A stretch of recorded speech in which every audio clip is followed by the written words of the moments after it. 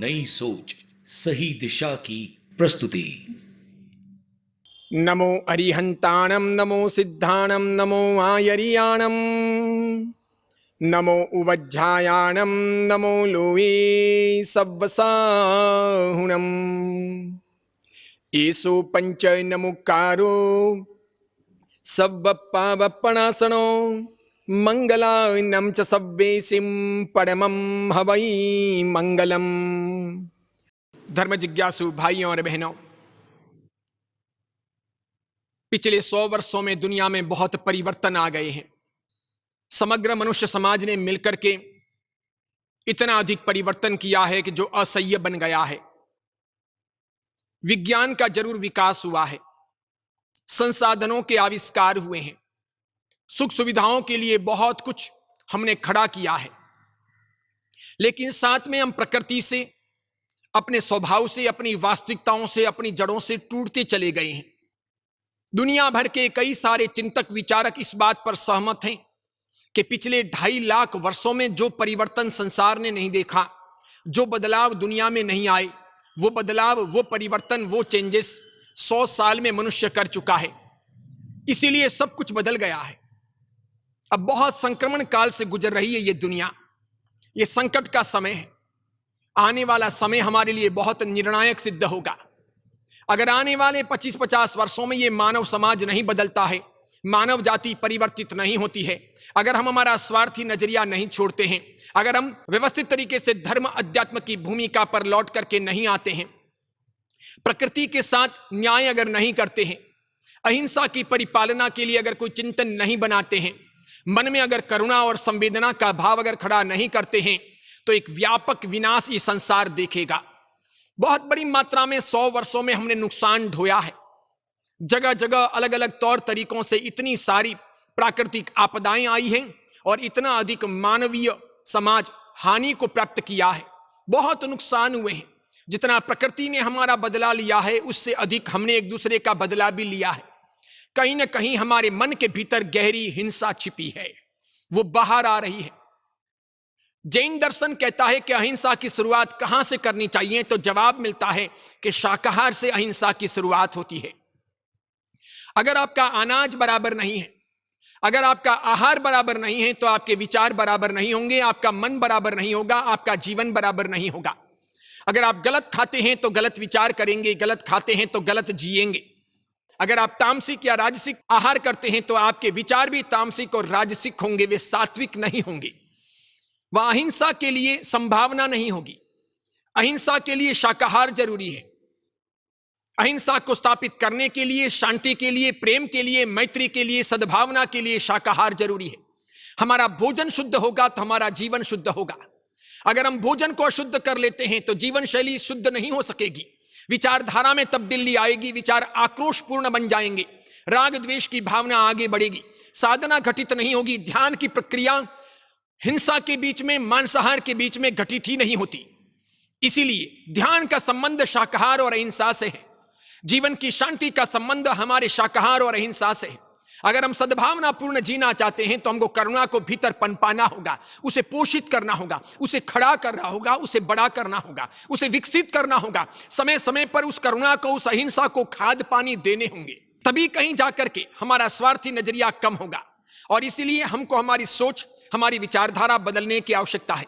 यहां परमात्मा ने, भगवान महावीर ने एक बहुत सुंदर बात कही है। ये मात्र जैन समाज का ही तत्व नहीं है, ये सबके लिए लागू हो, ऐसा संदेश है, ऐसा सिद्धांत है, ऐसी बात है। परमात्मा से पूछा गया कि हिंसा की शुरुआत कहां से होती है, तो भगवान महावीर ने कहा, पर की परिकल्पना के साथ हिंसा की शुरुआत होती है। जैसे ही आप किसी को अदर मानते हो, पर मानते हो, दूसरा समझते हो, अपना नहीं मानते हो, वहां से हिंसा शुरू हो जाती है। भले आप उसे कुछ बोलो ना बोलो, गाली गलौज करो ना करो, उसके प्रति कोई अन्यायपूर्ण व्यवहार करो ना करो, उसे खाना दाना पानी दो ना दो, उसके साथ में कोई व्यापार वाणिज्य के आपके रिश्ते हो ना हो, या फिर आप किसी प्रकार की मार पीट, तुच्छता, हीनता उसके साथ करो ना करो, कैसा भी आपका व्यवस्थित आचरण हो, जैसे ही आप किसी व्यक्ति को, किसी प्राणी को, किसी पशु को, किसी पक्षी को, किसी भी जीव जाति को पर मानने लगते हैं, हिंसा की शुरुआत हो जाती है। क्योंकि भगवान महावीर के कहने का गहनतम रहस्य यह है, उनके कथन का तात्पर्य यह है कि जैसे ही हम सबको स्व मानते हैं तो उनको हम बचाने लग जाते हैं, स्व मानते हैं तो उनकी हिफाजत करते हैं। जो हमारे अपने होते हैं, जिनको हम अपना मानते हैं, उनको हम नहीं मारते, जिनको हम अपना मानते हैं उनको हम नहीं पीटते, जिनको हम अपना मानते हैं, जिनके साथ में हमारे रिश्ते होते हैं, जो हमारे अपने होते हैं, उनको हम खत्म नहीं करते, उनकी तबाही नहीं करते, उनका कत्ल नहीं करते। इसीलिए हम उनको अपना मानते हैं तो तत्काल सर्व जीवों की परिकल्पना, सबके अस्तित्व का स्वीकार हो जाता है। अहिंसा सबके अस्तित्व की स्वीकारोक्ति है। हिंसा में हम अपना अस्तित्व चाहते हैं, अपना स्वार्थ सिद्धि का भाव चाहते हैं। मैं, मेरा परिवार, मेरे सगे संबंधी, मेरे सुख, मेरी अपनी कामना, मेरा अहंकार, मेरी अपनी सुख सुविधाएं, बस यही हम चाहते हैं और इसीलिए हिंसा की शुरुआत होती है। अहिंसा में हम सबको अपना मानते हैं, वसुदैव कुटुंबकम की भावना आगे बढ़ाते हैं, सबको साथ में लेकर के चलने की हमारी तमन्ना होती है और वो शाकाहार से शुरू होती है। अगर हमारा सात्विक आहार होगा तो जैसा खाएंगे अन्न वैसा बनेगा मन, बस जैसा बनेगा मन वैसा ही होगा जीवन, वैसी ही होगी विचारधारा, वैसे ही होगी हमारी चाल चलन, उसी प्रकार के होंगे हमारे निर्णय। इसीलिए गलत खाएंगे, निर्णय गलत होंगे, चाल चलन गलत होगी। अच्छा खाएंगे तो निर्णय सही होंगे, चाल चलन भी सही होगी, हमारी विचारधारा सात्विक होगी। इसीलिए अहिंसक होने के लिए, शांति के लिए, मैत्री के लिए, प्रेम के लिए, आनंदमय जीवन के लिए, पृथ्वी को जिलाने के लिए, ब्रह्मांड के नुकसान को बचाने के लिए, सब प्रकार की हानियों से अपने आप को रोकने के लिए एकमात्र उपाय है शाकाहार। भगवान कहते हैं पर की परिकल्पना के साथ में ही हिंसा चली आती है। इसीलिए देखो आप, पत्नी को अगर हम अपना मानते हैं या पति को अपना मानते हैं तो उनकी हिफाजत करते हैं, उनके खाने पीने की व्यवस्था करते हैं, उनकी सार संभाल करते हैं, उनकी रखवाली करते हैं, उनके प्रति प्रेम रखते हैं, उनके लिए हमेशा सब कुछ न्योछावर करने की हम कामना करते हैं और जब कभी भी उनको आवश्यकता पड़ती है हम तत्काल उनकी सेवा में खड़े रह जाते हैं। उसी प्रकार अपनी संतानों को, अपने बुजुर्गों को, पिता माता को, सासू ससुर को, बंधु बांधवों को, बहन भाई को हम अपना मानते हैं। अपना मानते हैं तो उनके लिए हम समय निकालते हैं, धन देते हैं, अपने जीवन का बलिदान देते हैं, अपनी उम्र देते हैं, अपनी सुख सुविधाएं हम उनको लौटाते हैं। हम कम प्राप्त करके भी उनको अधिक देने का, उनको अधिक खुश करने का प्रयास करते हैं। क्यों? क्योंकि हम उनको अपना मानते हैं। ठीक उसी प्रकार जिस बिल्डिंग में, जिस इमारत में हम रहते होते हैं, वे पड़ोसी अगर हमारे मित्र हों, हम उनको अपना मानते हों तो उनके सुख में दुख में हम रात दिन खड़े रहते हैं। उनके लिए गाड़ी हो, खाने पीने के इंतजाम करने हो, हम तैयार रहेंगे। उनके घर कोई कार्यक्रम आएगा, ओकेशन होगा, तब भी हम सेवाएं देंगे, मतलबी नहीं बनेंगे, अपने घर में सिमटे हुए नहीं रहेंगे, क्योंकि हम उनको अपना मानते हैं। और जैसे ही किसी को हम अपना नहीं मानते हैं तो घर के दरवाजे, मन के दरवाजे हम बंद कर लेते हैं। जैसे किसी को पर मानते हैं, उसकी हानि की सोचते हैं, उसकी तबाही का चिंतन करते हैं, उसके लिए बुरा भरा विचार करते हैं और इस प्रकार संसार में एक असंतुलित वातावरण तैयार होता है। इसलिए भगवान कहते हैं सबसे पहले सबको अपना मानना होगा। यह अहिंसा की गहनतम, बहुत बढ़िया विस्तृत व्याख्या है। सबको अपना मानो, किसी को पर ना मानो, किसी को दूसरा ना मानो, किसी को गैर ना समझो, सबको अपना समझो। वो हिंदू हो, मुसलमान हो, सिख हो, ईसाई हो, जैन हो, बौद्ध हो, वो सवर्ण हो या फिर अनुसूचित जाति या जनजाति का हो, फिर वो पशु हो, पक्षी हो, वो गाय हो, बैल हो, भैंस हो, घोड़ा हो, ऊंट हो, बकरा हो, बकरी हो या फिर कोई भी हो, सबको अपना मानो। महावीर ने यहां तक कहा कि सब में आत्मा है, इसलिए सबको अपनी आत्मा के तुल्य समझो। आत्मवत सर्वभूतेषु, ये अहिंसा की गहनतम व्याख्या है। ये प्रकृति के साथ में पूरा पूरा न्याय है। ये अटल सिद्धांत है सत्य का। ये कहता है कि सबके साथ न्याय, सबके साथ नीति, सबके साथ मैत्री, सबके साथ भक्ति, किसी के साथ में कोई दुर्भावना नहीं। और इसी प्रकार हम शांतिपूर्वक निरोगी बनकर के जी सकते हैं, लंबी जिंदगी जी सकते हैं। लेकिन हम बहुत खतरनाक लोग हैं। हम कुछ लोगों को ही अपना मानते हैं, दूसरों को अपना नहीं मानते। इसलिए हम हिंसा के मार्ग पर हैं। हमने हिंसा को व्यापक बनाया है, हिंसा को हमने विस्तार दिया है। हमने खाने पीने की हिंसा हो, पहनने ओढ़ने की हिंसा हो, सजने संवरने की हिंसा हो, व्यापार की हिंसा हो, बोल चाल की वाणी की हिंसा हो, व्यवहार की हिंसा हो, इसके अतिरिक्त रिश्तों की हिंसा हो, पारिवारिक हिंसा हो या फिर साम्राज्य के विस्तार की कामना हो, अपने अभिमान को जीवंत रखने और अपनी मानेशना को या अपनी नामेशना को तीव्र करने के लिए जो कुछ करना पड़ा हो, वो सब हमने हिंसा के लिए विस्तार दिए हैं। इन सब ने हमको बहुत दुख दिए हैं। ये कोरोना हो, अन्य कोई महामारियां हो, अथवा फिर ये ज्वालामुखी हो, भूकंप हो, अथवा सुनामी हो, अथवा अग्निकांड हो, अथवा अतिवर्षा हो या अनावृष्टि हो, सबके अंदर कहीं ना कहीं हमारा हिंसक नजरिया परिलक्षित होता है। हमने हजारों प्रकार की जीव जातियों को, प्रजातियों को इस दुनिया से उजाड़ करके समाप्त कर दिया है। पिछले 100 साल में मनुष्य जाति ने इस कदर जीव जंतुओं को, पशु पक्षियों को काटा है, खाया है, मारा है या उनका उपयोग किया है कि वे प्रजातियां सदा सदा के लिए इस पृथ्वी मंडल से, इस धरा से, इस पूरे ब्रह्मांड से समाप्त हो चुकी, वे बची नहीं है। हजारों लाखों प्रकार की जीव प्रजातियां थी जो हमको जीवन देती थी। उसके सिवाय हमने जंगलों को काटा है, बहुत बड़ी मात्रा में इमारतें खड़ी की है, बहुत बड़ी मात्रा में पॉलिथीन का हमने उपयोग किया है, कई सारे खनिज निकाल करके, दोहन करके जमीन का उसको हमने खोखला बना दिया है। इतने में भी हम संतुष्ट नहीं हुए। राजनीति और कूटनीति ने आगे बढ़कर के बहुत युद्ध किए, लड़ाइयां की, झगड़े किए। पिछले 5000 वर्षों का मनुष्य जाति का इतिहास लड़ाइयों का इतिहास है, झगड़ों का इतिहास है, विवादों का इतिहास है। तबाही का मंजर बताता है, वो बतलाती है ये इतिहास की रेखाएं। वो ऐसे काले अध्याय के पिछले 5000 वर्षों में मनुष्य जाति ने हजारों की संख्या में छोटे बड़े युद्ध लड़े हैं। मनुष्य ने मनुष्य को मारा है, एक दूसरे को खत्म किया है, निगला है, समाप्त किया है। तलवार की जोर पर एक दूसरे को झुकाया है। मनुष्य को गाजर मूली की तरह काट काट करके हमने निछोया है, फेंका है। और इस प्रकार हमने अपनी जाति का ही, अपने सुख का ही, इस पृथ्वी का ही हमने भला नहीं किया, बुरा किया है। आज भी यह प्रक्रिया जारी है। पिछले 100 वर्षों में तो इतने सारे युद्ध हो गए जो अनाप शनाप है। जो पिछले 5000 साल में हुए होंगे उतने युद्ध या उतने व्यापक युद्ध पिछले 100 साल में करने की हमने व्यवस्था कर ली।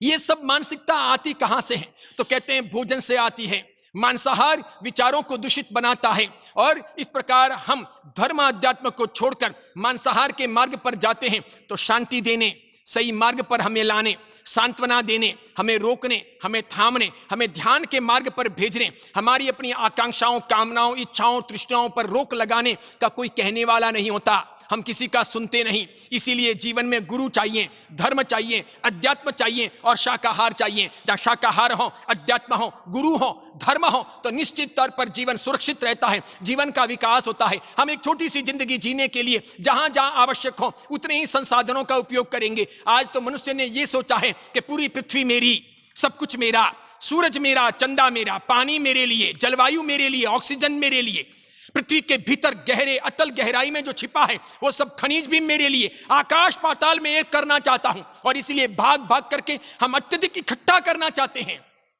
इतना एकत्रित करना चाहते हैं जिसकी कोई सीमा नहीं। और ये सब एकत्रित करने में जिंदगी बीत जाती है। लड़ने वाले चले गए, लड़ाने वाले चले गए, काटने वाले चले गए, दूसरों को खत्म करने वाले चले गए। जिनको असीम आकांक्षा थी, साम्राज्य के विस्तार थी, वे कहीं कब्र में सो गए। आज एक सम्मान तक उनकी कब्र पर नहीं जलती। जिन लोगों की तलवारों की जोर पर दुनिया कांपती थी, कोई हिटलर, कोई मुसोलिनी, कोई चर्चिल, कोई नेपोलियन अथवा कोई सिकंदर, उसी प्रकार कोई माओ, कोई लेनिन, कोई मार्क्स, ऐसे ऐसे लोग हुए जिन्होंने दुनिया को मारने, काटने, खत्म करने, समाप्त करने, एक दूसरे के सुख छीनने का बहुत प्रयास किया। इतना सब करने के बाद में भी समय आया, वक्त आया, सबका बुलावा आया, सबको जाना पड़ा। समस्याएं यहीं की यहीं रह गई। कल भी समस्याएं थी, आज भी है। लड़ाइयों ने शांति नहीं दी, लड़ाई प्रेम का इंतजाम नहीं करती। लड़ाइयों ने मनुष्य जीवन को, मनुष्य जाति को शांति से जीने का संदेश नहीं दिया। युद्ध हम करते चले गए। इसलिए सबसे पहले हमें सोचना होगा कि मनुष्य जाति का जन्म लड़ाइयों के लिए नहीं हुआ है। हम किसी को खत्म करने के लिए नहीं, जिलाने के लिए जन्म लिए हैं। हमारे पास में ही सामर्थ्य है कि हम सबको जिंदगी दे सकते हैं, सबको सुख दे सकते हैं, सबको शांति दे सकते हैं। पशु सबको सुख नहीं दे सकते, सबको शांति नहीं दे सकते। पशु सबकी रक्षा नहीं कर सकते, पशु सबको नहीं जिला सकते। पशु पक्षियों के पास, जीव जंतुओं के पास ये सामर्थ्य नहीं, ये योग नहीं, ऐसी जिंदगी नहीं। मनुष्य जाति के पास में ऐसा सामर्थ्य है, ऐसा योग है, ऐसी उसके पास में शक्ति है कि वो सबको जिला सकता है, सबको बचा सकता है, सबके भले का इंतजाम कर सकता है। इसलिए हमें यह मानना पड़ेगा कि हमारा जन्म किस लिए हुआ है। पहले हम ये सोचें, हमारा जन्म दूसरों को मारने के लिए नहीं हुआ है, दूसरों को छीनने के लिए नहीं हुआ है, दूसरों की जिंदगी को समाप्त करने के लिए, खत्म करने के लिए नहीं हुआ है, दूसरों को जिलाने के लिए हुआ है। ये हमें समझना होगा। हमें धर्म को इस रूप में ढालना होगा। हमें धर्म की गलत व्याख्याएं करनी छोड़नी होगी। हमने धर्म को अत्यधिक मात्रा में आक्रोशपूर्ण बना दिया है, आज धर्म के नाम पर कुर्बानी होती है, यह भी हमारी अज्ञानता का परिचायक है। और धर्म के नाम पर जो विवाद होते हैं, सांप्रदायिक वैमनस्य जो फैलते हैं या आतंकवाद इत्यादि बातें जो आगे बढ़ती है, वे भी मनुष्य जाति के पागलपन हैं, बहुत बड़े पागलपन, निरीह मूर्खता है। कोई इसमें सार नहीं है। सीरिया को देखो, तुर्की को देखो, इराक को देखो, ईरान को देखो, कुवैत को देखो, अफगानिस्तान पाकिस्तान को देखो, बांग्लादेश को देखो, इधर भारत के आसपास म्यांमार को देखो, नेपाल और सिलोन को देखो। कितनी लड़ाइयां भीतर भीतर लड़ चुके, कितने ने कितनों को मारा, किसने सत्ता के लिए, जाति के लिए, धर्म के लिए, संप्रदाय के लिए, मान्यताओं के लिए, अपने पदों के लिए, अपनी आकांक्षाओं की पूर्ति के लिए, अपना नाम रोशन करने के लिए, सत्ताएं हथियाने के लिए, सत्ता पर काबिज होने के लिए, धनवान बनने के लिए। उधर मुसोलिनी को देखो, नेपोलियन को देखो, हिटलर को देखो, चर्चिल को देखो, स्टालिन को देखो, कैसे कैसे उन लोगों ने रक्त क्रांतियां की, कितने लोगों को तबाह किया, क्या मिला? तबाह करने वाले ही चले गए। हिंसा सुख नहीं देती, हिंसा शांति नहीं देती, हिंसा जीवन का आधार नहीं देती, हिंसा से कुछ भी हासिल नहीं होता। हिंसा क्षणिक आनंद दे सकती है, अंततः वो हिंसा गहरे अर्थों में, गहरे आधार पर बहुत दुखों की ओर धकेल देती है। इसीलिए जैन परंपरा ने हिंसा को पाप से और अहिंसा को पुण्य से जोड़ा। जैन परंपरा ने, जैन विचारधारा ने, जैन तीर्थंकर भगवंतों ने अहिंसा को पुण्य कहा और हिंसा को पाप कहा, ताकि मनुष्य समझें कि मैं अगर हिंसा करूंगा तो मुझे पाप लगेगा, मुझे दुख लगेगा, मुझे पीड़ा भुगतनी पड़ेगी, मुझे नरक में जाना पड़ेगा, वेदनाएं सहनी पड़ेगी। अगर मैं अहिंसा का परिपालन करूंगा तो मेरे शरीर का मुझे स्वास्थ्य मिलेगा, मैं शांतिपूर्वक जी सकूंगा, लंबी मुझे उम्र मिलेगी, कोई मुझे मारेगा पीटेगा नहीं, मैं निर्भय होकर जिंदगी जी सकूंगा, मुझे नरक में नहीं जाना पड़ेगा, दुख नहीं भुगतने पड़ेंगे। इस प्रकार पुण्य और पाप की भेद रेखा में हिंसा और अहिंसा को विभाजित किया गया। आज की दुनिया हिंसा, अहिंसा के पुण्य पाप की बातों को समझ करके यह समझती है कि ये तो जैन धर्म के सिद्धांत हैं, ये हमारे जीवन में लागू करने आवश्यक नहीं है। हकीकत में तो मनुष्य जाति को इन संस्कारों में ढालने के लिए हिंसा, अहिंसा को पुण्य पाप के तौर पर अभिव्यक्ति देना अत्यंत आवश्यक था। जिन जिन लोगों ने हिंसा को पाप और अहिंसा को पुण्य नहीं समझा, वे आज भी हिंसा के मार्ग पर आरूढ़ हैं। धर्म के नाम पर भी वे दुख प्राप्त करते हुए भी सही मार्ग का अनुसंधान नहीं कर सक रहे। इसीलिए हिंदू हो, मुसलमान हो, सिख हो, ईसाई हो, बौद्ध हो या जैन हो, या फिर कोई यहूदी हो, अथवा छोटी मोटी कोई जातियां हो, पंथ हो, संप्रदाय हो, मान्यताएं हो, व्यक्ति हो, समूह हो या समाज हो, सबको यह शिक्षा दीक्षा लेनी रही कि अहिंसा सारभूत है। हिंसा में कोई सार नहीं है। हिंसा दुख है, हिंसा पीड़ा है, हिंसा वैमनस्य का मार्ग है, हिंसा में राग और द्वेष है, हिंसा में चिंताएं हैं, हिंसा भयभीत करती है मनुष्य को।